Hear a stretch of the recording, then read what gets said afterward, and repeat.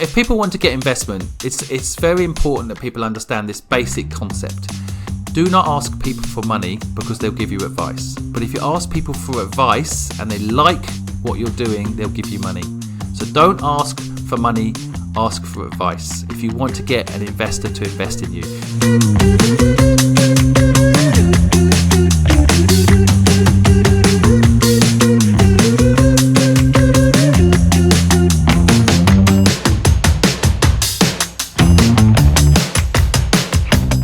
Becoming homeless at 15 was a formative experience for Simon Squibb, but instead of hampering his ambitions, it made him dream big. Today, he is a multi-millionaire, founder of 19 companies and investor into 78 more.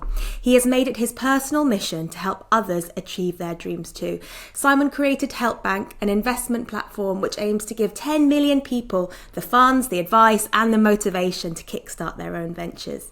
So whether you're a startup founder, just curious about how to take your business to the next level, this episode is jam-packed with priceless advice on securing investment, crafting a winning pitch, and learning how to decode the investor's perspective. Welcome, Simon. Thank you for that wonderful introduction. Nice to meet you. It's lovely to meet you. I want to start with your roots, really, and your background, because you've talked about it before, but it's such a fascinating story. Tell us, how did you end up homeless? How did that shape your mindset? Well, I guess I was homeless at 15 years old because of some sad bad luck. My father died of a heart attack when I was just 15, and 3 weeks later, unfortunately, due to all the emotion going on at that time, I had an argument with my mum and two stubborn people. She said, "Get out of my house," and I did, and I never went back. And I was actually technically homeless for about 8 weeks. So I think, I wasn't institutionally homeless, but it was a crazy time in my life, very sad time in my life. But weirdly, I sometimes credit it with the reason I have such a wonderful, happy life today is because of the difficult starting point that I had. Was it just that you sort of thought, I never want to experience this again. This is not the life I want, and I want security. Was that the sort of journey your mind went on at that time? Partly, but it was also really to do with the fact that I woke up a part of my brain that hadn't been woken up before. I'd been in school, of course, like most people, for 12 years at that point, but I had never really used my brain, certain parts of my brain. I called it the entrepreneurial muscle woke up in my brain. Basically, having nothing meant I had nothing to lose. And by seeing the world for what it really was and its strengths and weaknesses, I saw that I could create something in my mind and make it real. I could take an idea. For example, my first business I ever did at 15 was someone had a messy garden, and I saw that they had a messy garden, and I knocked on the big house that owned that messy garden, and said, "I'm a gardening company. Can I take care of your garden?" And they said yes, and gave me the work. And I think it just woke up a part of my brain that I now love, which is you have an idea in your head, you can make it real. And I would never have had that experience if I hadn't been homeless, if I hadn't been desperate to earn money, if I hadn't pushed myself out of my comfort zone and did something that wasn't naturally trained in me. Because would you say that you had any other entrepreneurial role models at that time or previously that might have sown any seeds in your mind about how you might approach life, approach business? Or was it all basically created from scratch, as a teenager? Well, both my mum and dad were entrepreneurs. Well, my mum is still alive, so my mum is still an entrepreneur. I think so definitely as an element in my house, when I was growing up, the subconscious years, the 0 to 7, which is the very important subconscious years, was very much like make things happen. So I had that as an advantage, I guess, as a privilege, that access subconsciously to stuff when I was younger. But I think it never really came alive in me. In fact, my parents both didn't want me to be an entrepreneur. They suggested me being a lawyer or doing something that was safer in their minds. That's how they used to talk about it. So I think being forced out into the world to then have to make a living to survive, because I couldn't get a job. At 15 years old, you can't get a job. You need a national insurance card in England to get a job, so no one would give me a job. So I had no choice but to start a business. And I think I kind of thank my lucky stars that I had that hard time, because that woke up that part of my brain that maybe was subconsciously there. I think it's subconsciously in everyone's mind, but it made me go and use it wake up that part of my brain. And ever since then, I've been training that muscle, pushing the risk further and further, and learning to take more and more risk. And that's what that muscle teaches you to do. And you've started 19 companies. I mean, that number just boggles my mind. So tell us a bit about some of the companies that you started, maybe some of the successes that we've heard of, but also tell us about a couple maybe that didn't do so well. Yeah, sure. Well, I mean, first of all, 19 companies, not all one after the other. So I've started a few businesses that have spawned into other businesses.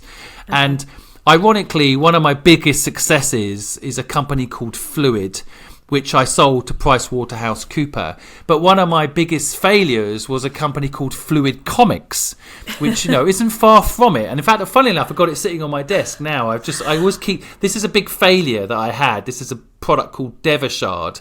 This product lost me $1 million. I completely failed in this business. And it's a great example, though, of I did fail. It lost a lot of money, but I still hold the product with pride. In fact, I love the product itself. If you look inside, it's beautifully created. The whole theme of the idea of the business I still love, which was, what if Superman landed in China? What if Batman was born in India? What would that look like? And, exploring cultural differences and how that could play out, superhero movies in foreign countries. I still love the premise of the comic book business, but it didn't work as a business. But I learned so much in my failure. In fact, I would say I learned more from my failure than I've ever done from my successes. There's just so many lessons I've learned from having businesses that don't work. Just for the people who are listening purely on audio, I'm just going to describe what you held up there, which is the graphic novel, black background, and a picture of the sun with a man sort of being born out of it. Very muscled man with his he's got some serious abs going there, and it's like super fantastical, futuristic looking comic. Looks modelled great. on me, totally modelled on me. This character, yeah. There was a similarity there. And when you say the failures taught you more than the successes, can you tell me about a failure? So what was it that you got wrong? For example, with Fluid Comics, was it just that you presumed the market was bigger than it was, or you spent too much money? What was the specific failure that you learned from and you never repeated again? I think it's very important to take the right sort of learnings from failure. Sometimes that is one of the mistakes. When someone fails, they think, entrepreneurship, better not do that again. Kind of the wrong lesson, right? A lot of people do take the wrong lessons from failure. I mean, I have a whole list of lessons that I have learned from a business like Devashard. That's the name of the comic book that actually failed. The first is, it wasn't actually my mission. It wasn't my purpose. It was someone else's idea, and they just got me excited about it, and that's fine. But I was the person leading the business, and if I look back now, I realise that I should have just been an investor supporting the person whose dream it was. The person whose original dream it was a banker, and they weren't going to give up their banking job to do it. So I ended up taking the reins, but I shouldn't have been the person taking the reins. I believed in the idea, but it was someone else's idea. I shouldn't have been running the business. Yeah. So that was the first thing. The second thing is, I overspent. It might sound like an obvious thing, but I was 27 at the time, 28, and I just believed I was invincible. And I had a movie deal on the table. A subsidiary of NBC Universal wanted to take the comic book and turn it into a movie. So I thought it was just a question of cash flow, and we were going to make hundreds of millions from the movie. But I had no knowledge of how the movie industry works. So they did buy the rights to the movie. It was a small deposit to buy the rights for the movie. And in my head, I'm like, well, if someone's paid a deposit for the rights, they're going to make it into a movie, right? This is going to be a movie. We're going to make hundreds of millions. And I kind of spent like it was going to happen, not knowing the industry. So the industry, they often buy products, IP, and then never make them into movies. But to me, that didn't sound... Why would you spend money on a deposit for something and then never make it into a movie? It never even crossed my mind that it wouldn't actually be green lit, as they call it in the industry, to be made into a movie. So I spent like it was going to be a movie, and that's why I lost so much money, because I spent more than I had coming in. And I know it's, again, sounds like a very boring thing. In a world where we hear people are raising hundreds of millions for their businesses, I really like to build businesses that are equally measured. Investment equals a return, and build the business slowly, not fast. The comic book business was massive very quickly, but it came down just as quickly. So I learned really to just be patient when building a company and build it with a strong foundation, ideally. And those are the lessons, some of the lessons I took from that failure. That's such good advice. The deal is not done until the cash lands in your bank account. Until then, act as though the deal has not been done and you are still on your own, or you still don't have that cash forthcoming. It's great advice. And I guess, having started so many businesses over an extended period of time, is it always relatively the same in terms of how tricky it is to start a business? I mean, I know interest rates go up, they go down, but in terms of the best time to start a business, was there a golden age? And how does that compare to people maybe wanting to start a business now in 2024? I actually think this is the golden age for starting a business right now, today. I think if you've got a mobile phone in your hand, you have a supercomputer in your hand. When I'm starting to show my age now, but when I started, the computers were new. It took a whole room up just to have a very simple processing idea. Now though, with the phone in your hand, you can go live on social media. You can, one push on free platforms, social media platforms, you can reach millions of people. It costs you nothing except the video you create. It's a golden era. People will be talking about this time as the golden era in the future. I think that there is some interesting elements of building a business today that don't change. I believe with all my heart that people should have a purpose. It shouldn't just be a business for the sake of a business. If you're a talented designer, you should have a design company. If you're a talented artist, you should have an artistic company. I think that people should lean into what they love to do.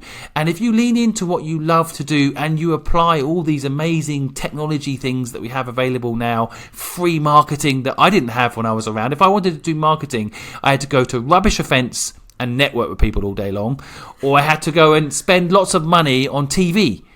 It was hard work. And now I personally, I built a massive company in 12 months that if I'd done the same company back in 1990, it would take me 15 years to build the same company.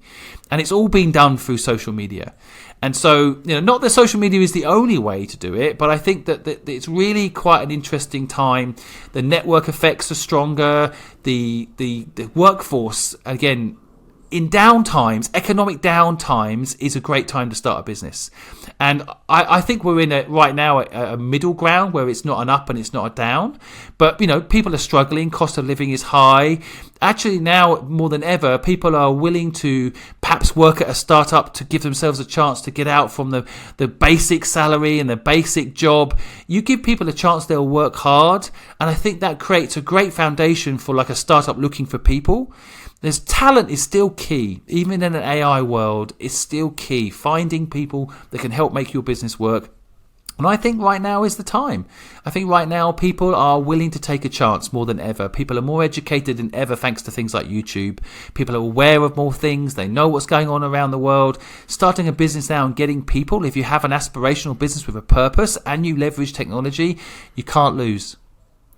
I love that. I love your energy, and it's so nice amidst all the doom and gloom and talks of a silent recession and all this other stuff that, there are lots of opportunities out there as long as you leverage the assets and the people, the resources that you've got in a really smart way. I want to come back to your point about social media because I know you've just got this insane social media following. But first, can you tell us a bit about this business you've built in 12 months? Tell us about HelpBank. What were you trying to achieve with it? Why that business right now?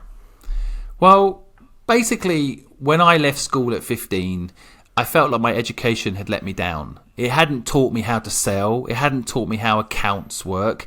It hadn't taught me how money worked. I hadn't been taught financial literacy. All the things that I think are, part of real world life hadn't been taught to me. So I went into the world and I found it hard. I really struggled. I felt lonely and I built a business through no choice but to build a business, but it was painful and took me decades. And I think I said to myself during the process of building it on my own. One day, I'm going to go back and fix the education system. I'm going to go back and insert financial literacy into the school system. I'm going to teach people business. I'm going to teach them that we've got this muscle in our brain. We've all got it. You've got an idea, you can make it real. You know, the headphones I'm wearing, the laptop you're looking at, the chair you're sitting on were all in someone's head once, and they made it real. And so I vowed that the day I could afford to do so, I would go back and teach the 15-year-old me these things. And that came at 40. It took me 25 years to get to a point where I could financially pay all my bills, not worry about money, and I could start helping people for free. So that's what I did. I started initially, it wasn't called Help Bank at the beginning. It was just called Simon Squibb on TikTok. And I would just go on TikTok and I would just let people ask questions and I would answer them. It was just purely, I'd retired, I'd sold my company, and I just wanted to help that 15-year-old me realise that their only option wasn't go to university, their only option wasn't to get a job that they don't love. And I wanted to give people that knowledge for free, and it just seemed to blow up. I mean, every time I went on social and posted a bit of knowledge, every time I went on these platforms and shared what I knew, I realised more and more there wasn't anybody actually who had done it with no money, been successful, got there on these platforms. Most of the people on these platforms, no disrespect, but were selling a course. And most of the time, they'd rented the Lamborghini for a day and they hadn't really actually done it like I'd done it. So I was quite unique on the platforms back in the day. You know, this is 5 or 6 years ago. So when I started out, I was original because I'd actually done it with no money. And now I was giving my knowledge on these platforms. And slowly, my social media clout, as we call it in the game, grew, and and then eventually I realised that I can't help everybody, and that I needed a platform that was more than just me. So I wanted to therefore build Help Bank, and the idea behind Help Bank is that we pay people to help people for free on Help Bank. So you go on the platform and you can get help for free. You'll never be charged for help. But there is a community now of 152,000 people on that platform that will help you. And we will pay people through our leaderboard model. We have the top 50 who help the most each month. And we pay those people in any way we can, money.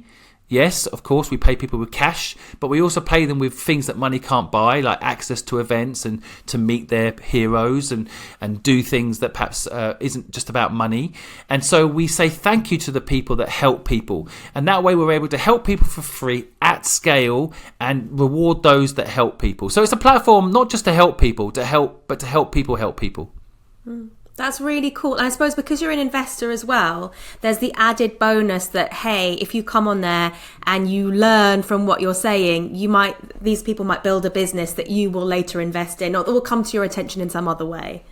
Yeah, well, I actually built a slightly different mechanism to help with that, because I feel like a lot of people want to get their business noticed and get it invested in. And so I wanted to teach people a little bit about how that works. So, of course, I give all my knowledge on angel investing away for free on my YouTube channel. But beyond that, I bought a staircase in Twickenham when it came up for property auction, first staircase ever in the world to come up on auction. And I put a doorbell on the bottom of it, and I said, if you've got a dream, go to that staircase, press the doorbell and pitch it to the doorbell, and then we edit it and upload it so that 6 million people get to see your dream. It's kind of a modern Dragon's Den almost, you know, where people can go and pitch their dream for free. They don't have to fill out a load of forms on the BBC. They can just go there, pitch it, and we get 5 or 6 pitches a day. There'll be a queue there right now with people about to pitch their dream. And then we upload it so everyone can hear it. And then on that, we've raised money for people in the comments. People have said, I'll invest in it, or they've got clients, because that's most of the time what people need money for, to get a client. We've had people join that company and that idea, become co-founders. And they've got the last video, the day before yesterday's video, got 51 million views. So if you're a new business and you want to get noticed, it's not a bad way to start. Most of the time you get all the clients you need, all the income you need, and you don't need an investor after that. But this is amazing because it's a huge outlay in terms of money, time, all kinds of resources for you to basically help people get their foot on the staircase, pardon the pun. But then, I mean, you don't have unlimited hours in the day. You don't have unlimited funds. Why do this and keep doing it for such a long time? Yeah, so first of all, you know, I've built the business as a for-profit, not as a charity. And for me, that's quite an important thing to do, because I don't want to take any money out of the pockets of charities. And I think that the charity model, although brilliant for some businesses, it's not the right model for me, because I have an engineer, for example, who I pay a lot of money to. That would be coming out of charity funds if I did that. So, Google pay their engineers 16 million a year. Now, Google, if it was a charity, probably wouldn't exist. It's hard to justify paying those sorts of salaries to people if you're a charity. So I run it as a for-profit business. The only twist is that I take all the profit that we make and I give it away to fund people's dreams. So we want to be profitable. We need brand sponsors, for example, that sponsor us, and we have some brilliant partners that sponsor us. We have a huge amount of revenue that comes in from our social media channels. And we take all that money and it funds the editing team to edit the clips and put them up online. And it funds the copywriters to put that up in the right way so people get noticed. And it funds the cost of running the staircase, which, by the way, isn't a huge cost, the staircase itself. But, I've got a very talented team of 14 people, and they all need to earn money. But we have a brilliant system that is now built up. Initially, I put £1 million of my own money into this to get it going. But now it's almost self-sustaining, and eventually it will be very profitable. And we will take that profit and just give it to people to fund their dreams. So it's not... I believe in building businesses that aren't just about philanthropy. If I just give money and then I die, that's the end of it, isn't it? I wanted to build something that was self-contained, self-sustained, and eventually would be a flywheel model that could give people access to education for free, funding they need for their businesses for free, and the community and support they need for free, and fix the problem I felt so desperately, I desperately needed when I was 15 years old and didn't have. And I suppose because you've had this experience watching all of these pitches, you must know what makes a really amazing pitch. What is the thing that you should include maybe above all else? And then also, what is the stuff that kind of lets people down and makes investors think, oh, actually, it's not for me? Can you share any of those? Either Yes. The great things you should always include and that you see, and the things you shouldn't. Yeah, if people want to get investment, it's very important that people understand this basic concept. Do not ask people for money because they'll give you advice. But if you ask people for advice and they like what you're doing, they'll give you money. So don't ask for money, ask for advice if you want to get an investor to invest in you. And so having said that, I think it depends on the setting that you're in. If you're in a setting where it's about pitch me your business, I'm going to invest, then certainly ask for money.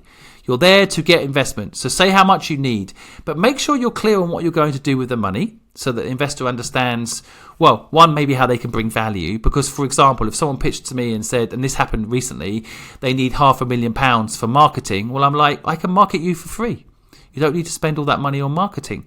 So certainly, I think understanding what your weaknesses are as a company and being honest about them in your pitch is what I always want to see, the vulnerabilities. I want to understand the problems in the business so that, one, it's not all sunshine and lollipops. I want to know what the problems are so I can see how to fix it. And equally, I want to know so that I don't get caught off guard later and you tell me the problems later. And then finally, I'll say, for a lot of people, they don't put their purpose in there. They're busy telling me about the market gap they're going to fill. They're busy telling me about how they're going to be worth billions. I want to know why it's personal to the person pitching the business, why it matters to them. And that's what's going to make them follow through. And people don't include that enough in their pitch.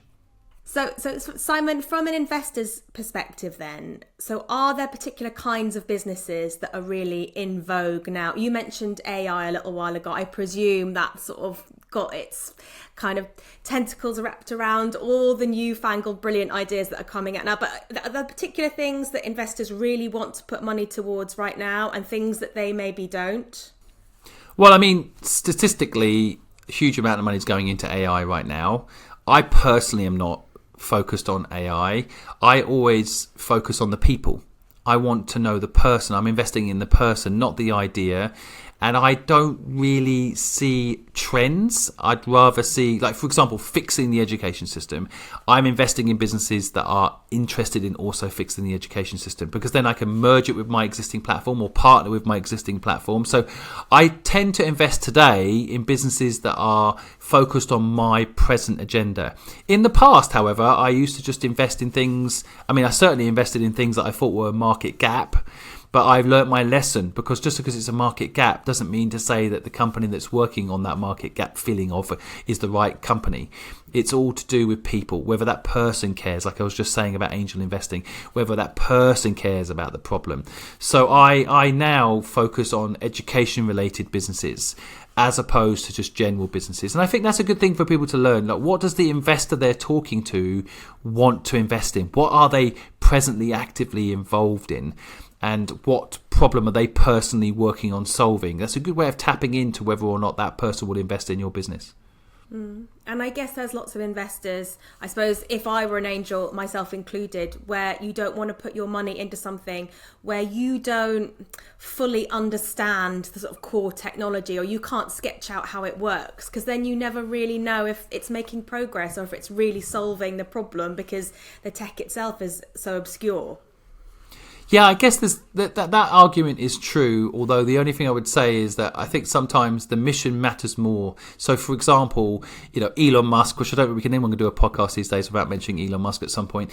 Elon Musk was the first one to say he didn't know much about rocket ships. He wasn't the best expert at rocket ships, but he knew that he believed that the human race needs to be on a second planet in case this planet gets wiped out. So the mission is get someone to Mars, and he doesn't need to be a rocket scientist to make that happen. He just needs to hire rocket scientists. So he cares about the problem, and then he will use his substantial resources to bring in the talent to do what's needed. And I think that's an important lesson. So I'm not a tech person. I'm not a very skilled engineer, but I am building a tech product today. So I have brought in talented tech people. Now, can I code? A little bit, but am I a good coder? Definitely not. But I know what a good coder looks like. And so I think that I don't want to go away and learn code. But I do want to build a platform that helps people get the knowledge they need for free to do what they love. So I think sometimes at different stages in your life, maybe you have a different stance. Maybe when you're younger,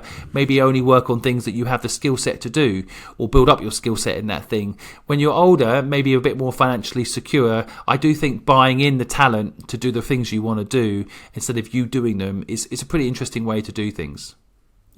Yeah, because sometimes it's, as you say, it's not the best use of your time to spend however many thousands of hours to become proficient in a brand new thing when there's someone that's already amazing at it, could do it straight away. Yeah, which is why I always hire an accountant, by the way. I always get help, but I don't know if that's the right thing to say on here. But that's what I do. I always use the appropriate software, right? I mean, I don't want to go build my own when it's out there already. I think people don't realise there's a lot of off-the-shelf stuff out there that they can use, and you don't need to go and do it all yourself. We love accountants. You can big up accountants all you like.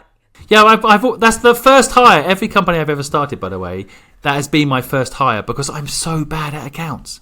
But I know how important managing the money is, and cash flow kills companies. I know this. So I always hire an accountant. First hire, every business I've ever built.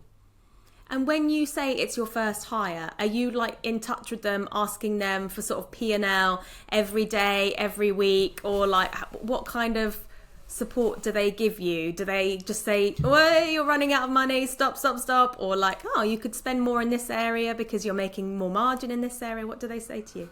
Well, when I was younger, I was less experienced. In the gardening company, for example, it was literally like, here's all the paperwork, here's all the receipts, here's all the invoices we've got to send out to people. Can you please just take care of it and let me know if we're running low on money? So I was very basic back in the early days. But at Help Bank, for example, the accountant I have there, they're basically helping me project the future and helping me understand what we could be investing in now that will bring money in the future. So it's much more forward projection, less about, just looking after the basic accounts and the mundane stuff, but more about like thinking about how the business can scale using numbers and accounts to build out a model that, for example, other people want to invest in, because they can see the projections of what could be achieved if we carry on the present trajectory. And a good CFO will help you do that. A good accountant will help you understand your forward projection, not just your previous accounts activity.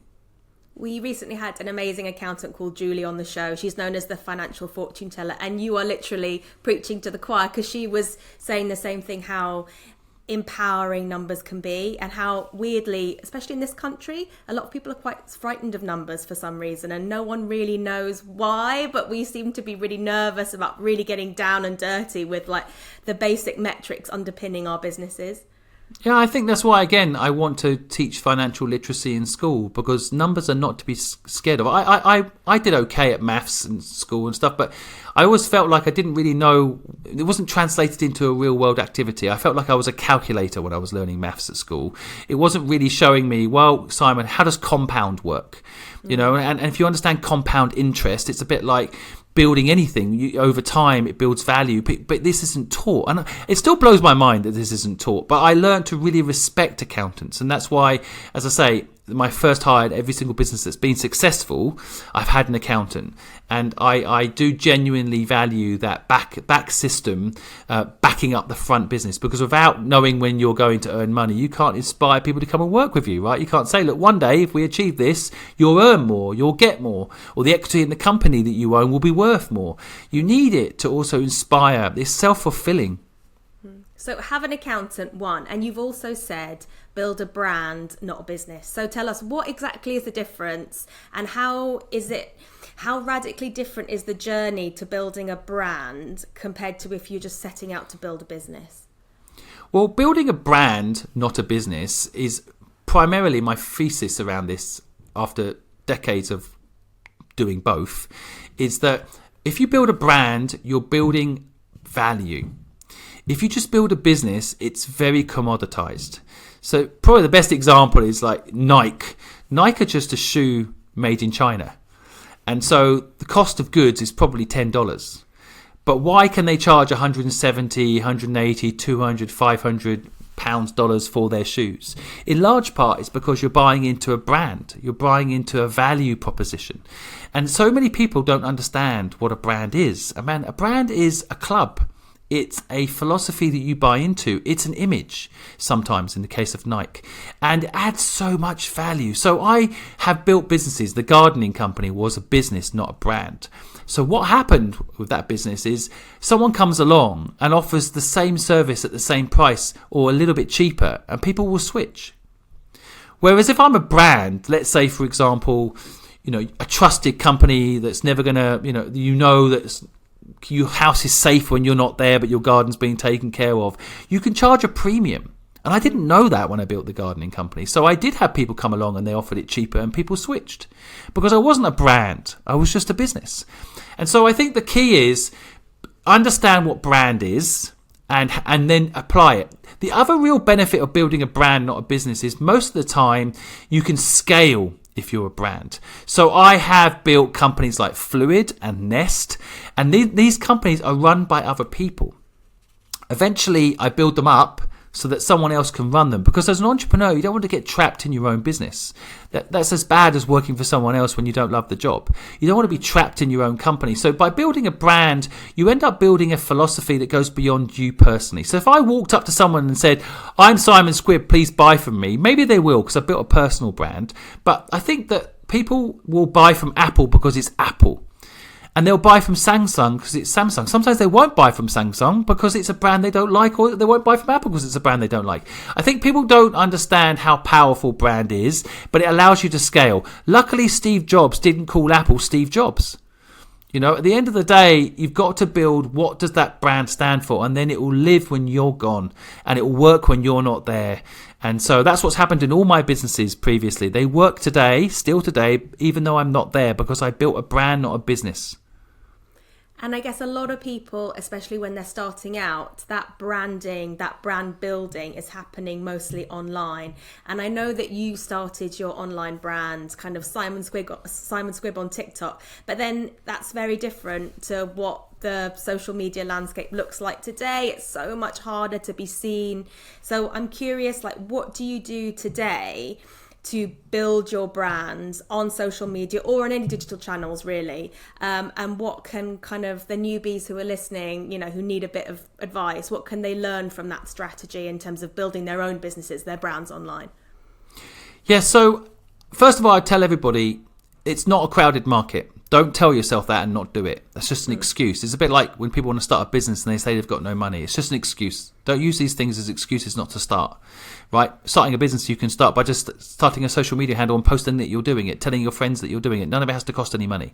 I think same when it comes to social media. Don't talk yourself out of it before you've even started. So I for example, took me 1 year to get 10,000 followers on Instagram. It took me another year to get 100,000 followers on Instagram. And then in the last 2 months, I've had 525,000 new followers. Wow. So it's compound. It's just like finances. It's exactly the same. If you just got to keep doing the reps.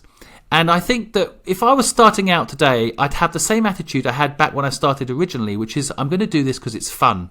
I'm going to do this because it's important that I help people learn business. It's important I give people another way of making an income if they need it. I help the people that got furloughed, that were all in the F&B industry. They had no job, but they needed a new way of making money. It was important. I got up every day and I did it because it was important. So I think if you instill that sense of purpose, whatever that means for you, whatever your backstory is, into what you do, and then every single day enjoy it. Fun is not used enough in business. Learn to enjoy it. Every single day, do it. And maybe find your groove. So social media is quite a deep landscape. And I think that people should think about not what they should do to get popular with the algorithm, but what they can do that's sustainable for them. So for example, I don't mind going on camera. So sticking a phone up in front of my face and making a video is no problem for me. When I first did it, by the way, I did find it to be very awkward.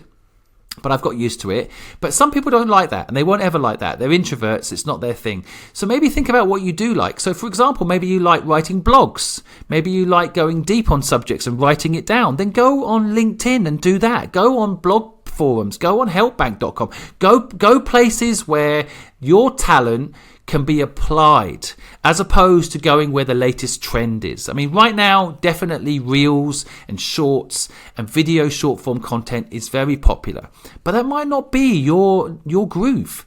So go do your groove, go do you, and enjoy it. Most important thing is enjoy it, and then it won't feel like a 5-year slog. I don't feel like I've been doing this social media personal brand building for 5 years. I literally feel like it's 6 weeks. If you ask me, quickly guess how long I've been doing it. 6 weeks, not 5 years. And that's because I've been enjoying it.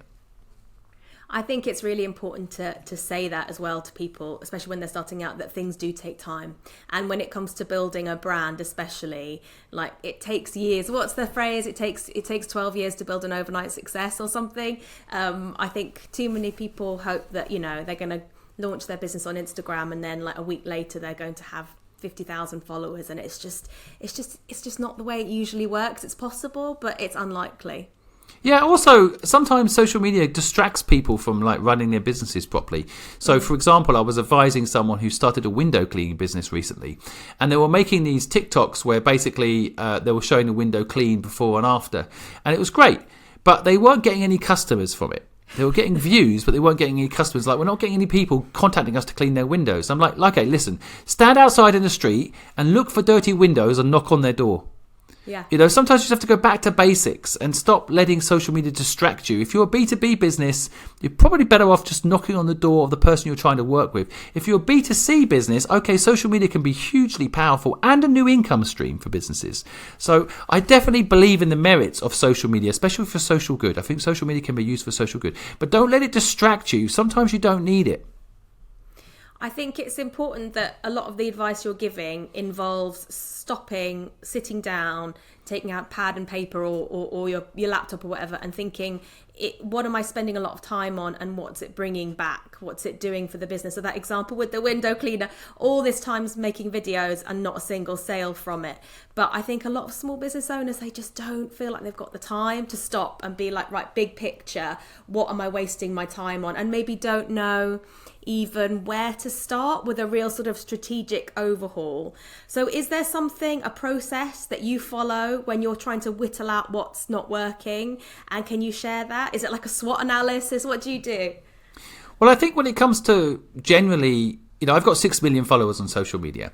And what I tend to do is think about what value I can bring the audience. So I don't think about, for example, I'd love to all day long go, you should go on Helpbank, Helpbank's amazing. You should go on Helpbank, Helpbank's amazing. But that's not bringing value to the community I'm serving. So I think the framework I always tell people, and this is true in business in general, but successful businesses think about how they can bring value to their customers. And that's what they spend their time doing. And if you do that, those customers will refer you. You'll get a better brand. People just need to spend more time thinking about what's good for their customers. And brands in the future that don't think this way will die. And I think that's what you should think about with social media too. You should go on to any platform and think, right, what can I give someone today that will help them? What can I do that will be successful? I kind of frame this up as, don't think about give and take.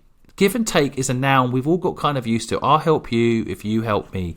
It's a dangerous noun in business. The one that would really rocket you to the moon, and I've experienced it myself, is give without take. Go into situations and help people without any expectation of anything in return. Now, it might not sound very businessy when I say this, but it's karma. And I have noticed it.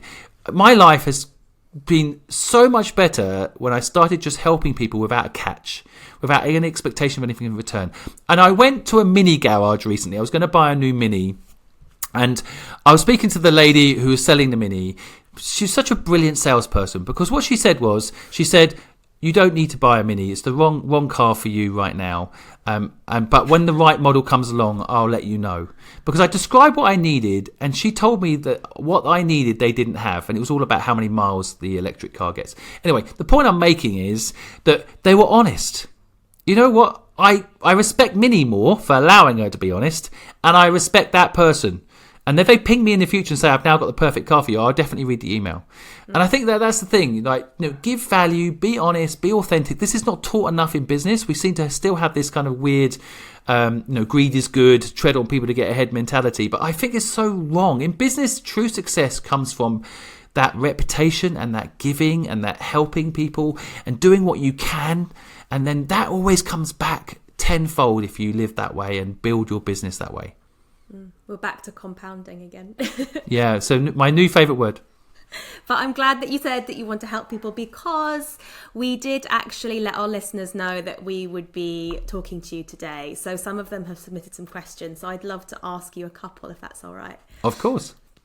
So what single piece of advice would you give to someone who dreams of starting a business but always struggles to take real action towards making it happen? I think a lot of people out there actually ask themselves and other people this question: how can I get past that block?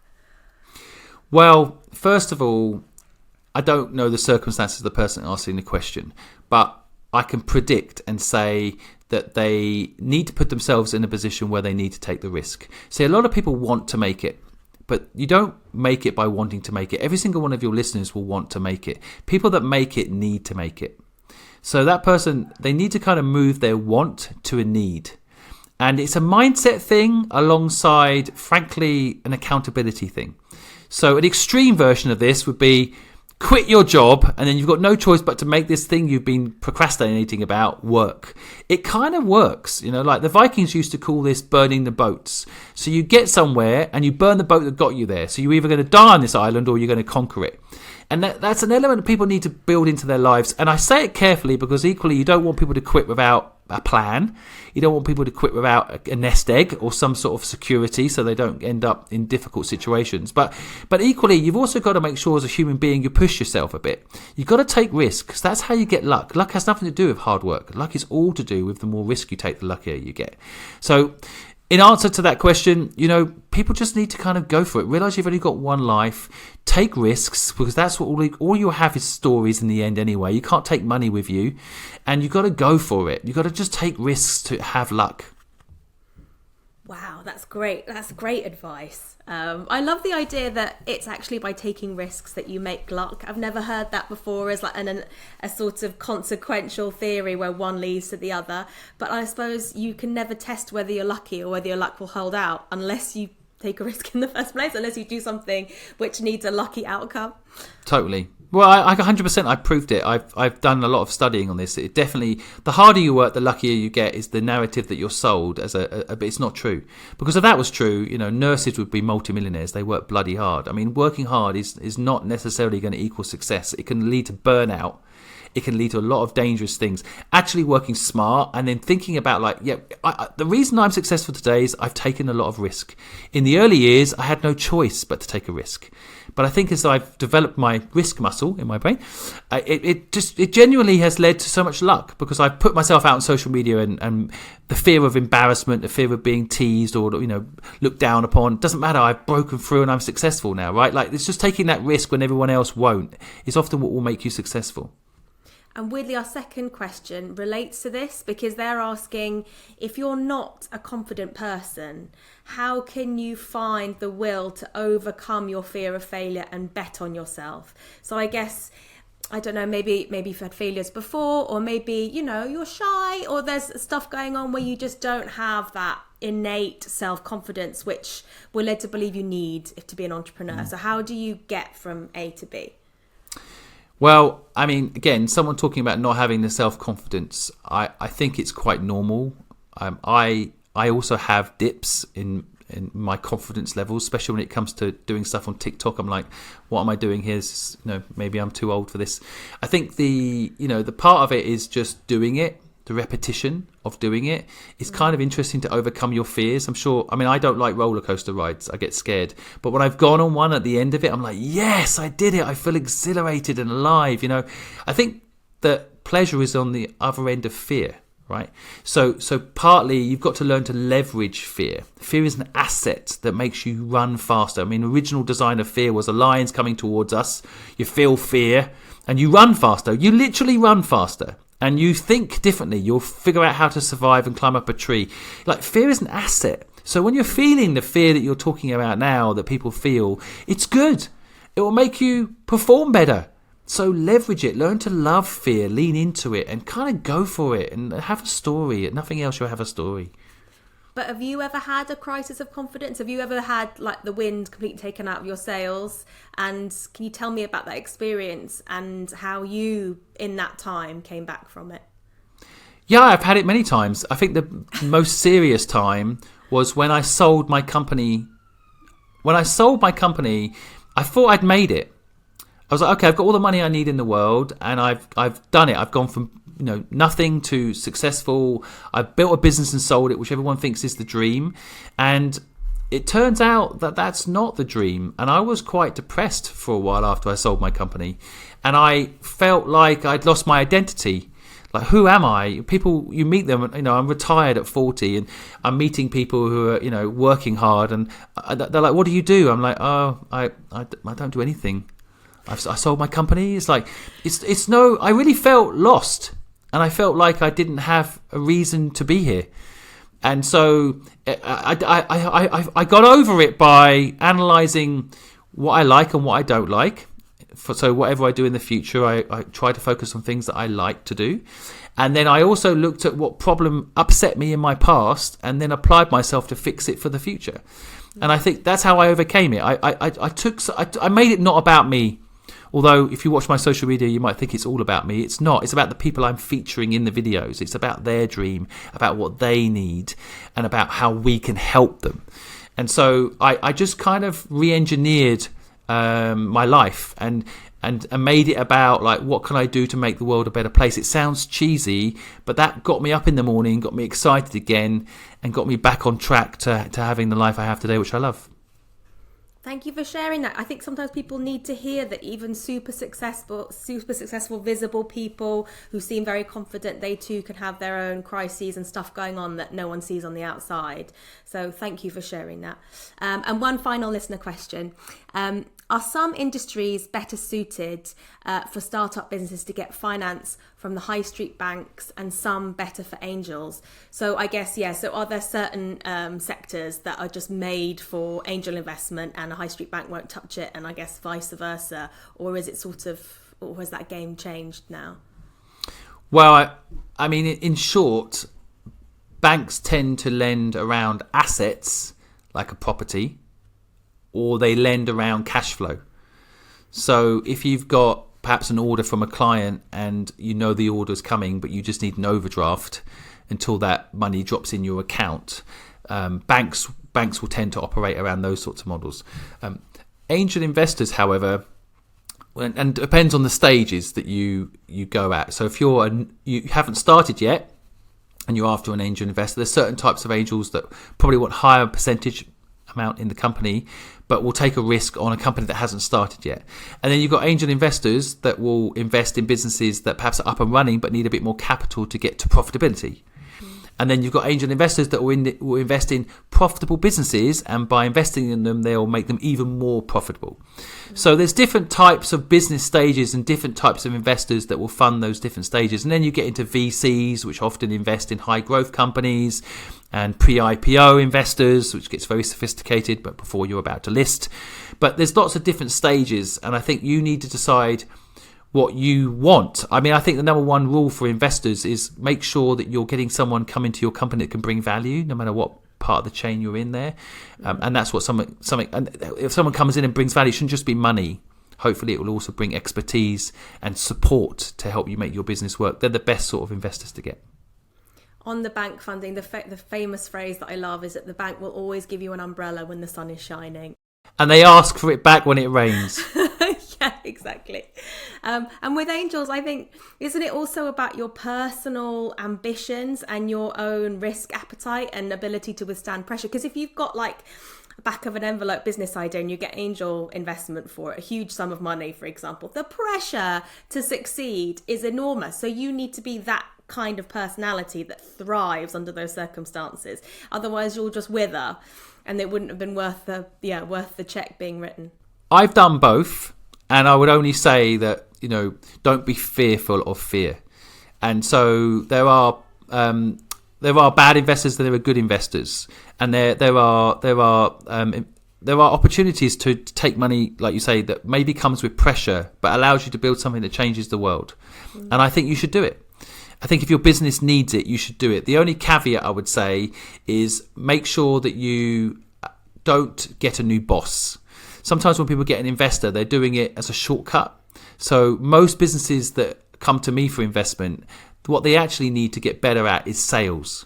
They just need more revenue. So what they shouldn't be asking for money. They should be asking, how can I get more revenue? So 90% of businesses that come to me for money are like that.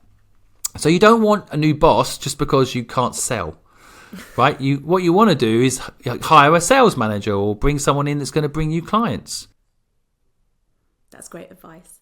Simon, I think that's probably a good place to stop. I am such a fan of you. I have loved having you on the show, and I kind of feel like there's a massive gap in the market for someone like you on TV. So I hope you're working on a TV show. We are working on a TV show. We are. Can you tell us about it? Well, it's the whole idea is we take someone's dream from zero to hero and we document it. And we've started doing the trailers on YouTube, and hopefully soon be able to announce a broadcasting partner. But YouTube is good enough for now. Oh, that's amazing. All right, well, you heard it here, folks. So look out for his new show. But in the meantime, Simon is on all the socials. He's on YouTube, Instagram, and X. So follow him, get loads more advice, and see how he helps aspiring entrepreneurs get a little bit closer to their dreams. So he could do it for you too. That's it for us for now. See you soon for more sound advice.